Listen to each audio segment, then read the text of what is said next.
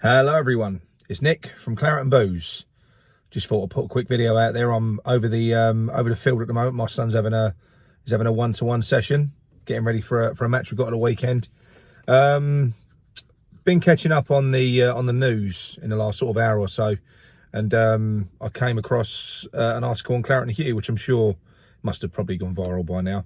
And the message was that the club are going to stick behind David Moyes no matter what. They see him as the right man to get us out of this situation. Blah blah blah blah blah. It's they're backing the manager now on Twitter. Well, no, it's spread to Twitter because that's kind of what led me to the article. But I think people are sort of interpreting it the wrong way. Generally, when the board feel it's time to give their backing to the manager, normally it means the opposite. That's generally what it means.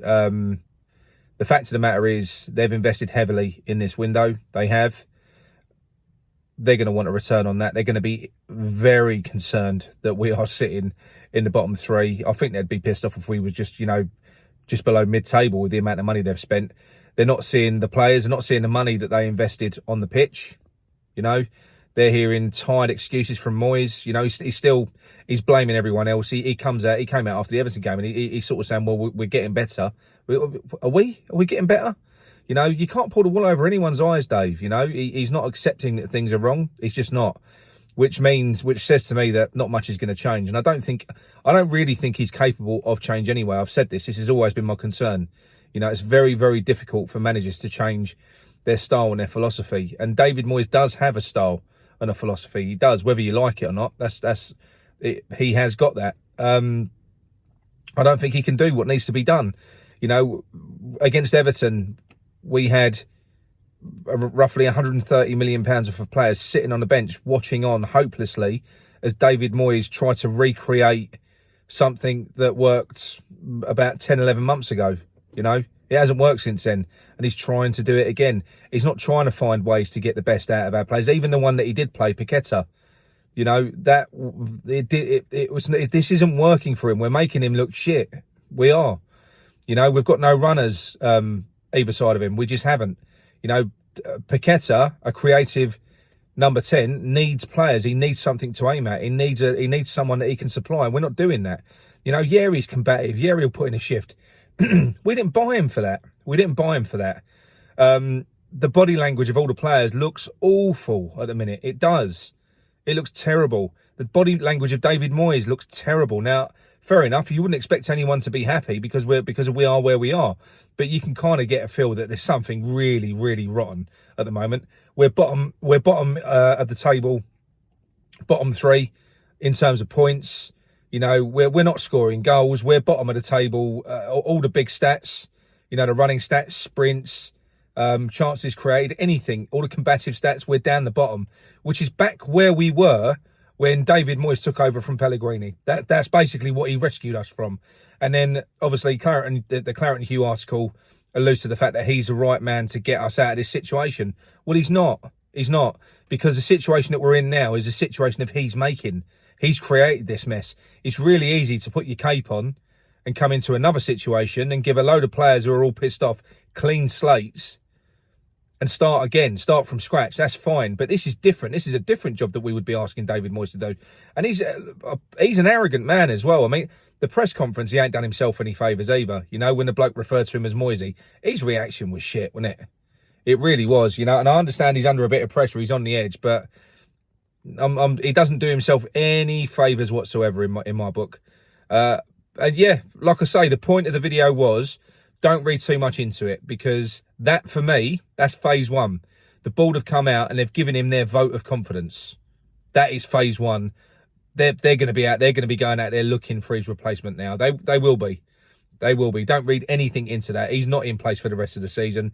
If we turn up against Wolves and nothing has changed, and we put in the same performance and we draw or lose, then what is the point in keeping him beyond that? If he can't put a plan together in a 2-week international break, I know a few of the players are off on international duty, but he now has got he's got time to work with an awful lot of those players and try and come up with a game plan to change things at West Ham. And just the excuses. These excuses are driving me mad. He's still moaning about conditioning. He's still moaning about this, fitness. They're not quite there yet. They're not quite there yet. What are you talking about, mate? This is your group of players. These are your players that you've assembled. You sorted out the pre-season training. If we're not prepared and we wasn't prepared coming into the season, well, guess whose fault that is? That's your fault. So fucking own it and stop making excuses. And now he's starting to push blame onto his favourite players now as well. He's quite open about it because he'll never accept that he's in the wrong. He just won't do it, because that would mean that he's got to try and do something different, which I don't think he's capable of doing. But yeah, for me, this is going to be a long 2 weeks. It is, because I'm not looking forward to the next game. I mean, I'm glad that we haven't got to sit through another 90 minutes of crap like what we had to sit through on Sunday. But it's going to come around relatively quick, and I'm not expecting anything from that. I'm not. I'm genuinely not. I think he's petrified now. He's crushed by the weight of expectation. He's run out of excuses now because clearly somebody stepped in the summer, because he was dragging his heels again in the summer window, wasn't he? The first few weeks there was nothing happening. Then there were some big meetings. All of a sudden, players have started flying through the door. And then you had David Moyes sitting in press conferences bemoaning the fact, I think we've gone and got too many players. He didn't want all these players. He wants to stand still. That's where he's comfortable. He knows he don't fit at this end of the table. He knows he can't do this type of football. That's why it's got to be a long process. That's why he wants to drag it out. That's why he slams the brakes on, because he can't operate at this end of the spectrum. He just can't. So yeah, I do believe that David Moyes was probably being quite obstructive to our development. I was baffled by how well we've done in the last 2 years, and I think David Moyes was as well. And that's why he was desperately chasing Jesse Lingard, because when David Moyes stumbles upon something that works, because that's what that was, if he stumbles upon something that works, he can't move on. He has to keep on trying to recreate it. When he went to Man U, first thing he done was bought Fellaini. So yeah, I don't know. I haven't changed my stance at all. I want this over and done with. I want him gone. I'm hoping that they're going to replace him in the international break, because as well as this is a good chance for David Moyes to prove himself and to try and get himself out of trouble over the next 2 games against Wolves and Fulham. There are also 2 games that would be really good for another manager to come in and get off the mark. It's almost a good soft start. It's like a soft landing. You bring them in and they can get off the mark straight away. So I don't know. I just hope that they don't fucking drag their heels. I really hope they don't drag their heels, because there's not too much gone of the season now. I said this on the weekend. We're 7 games in. We're in the Europa Conference League. We've got a great squad. We're still a really exciting project for someone. If you are looking for a Pochettino or whoever you're looking for, they'll look at that. They'll look at the group of players and go, yeah, do you know what? I could do something with that. But you let this run until January, and we're still bottom 3. We're like half the season gone. You've narrowed you've narrowed the managers down to disaster recovery managers, which is how we ended up with David Moyes in the first place. You're getting the type of manager in to do a certain job, which is to save us, and we don't want that. We want someone who can continue this project. We want to move on. So yeah, for me, like I say, don't worry about what the board has said. Don't say what I mean is worry about it. I think it's good. Because that, for me, that is phase 1. They've come out, they've given him the dreaded vote of confidence. I think I know what that means.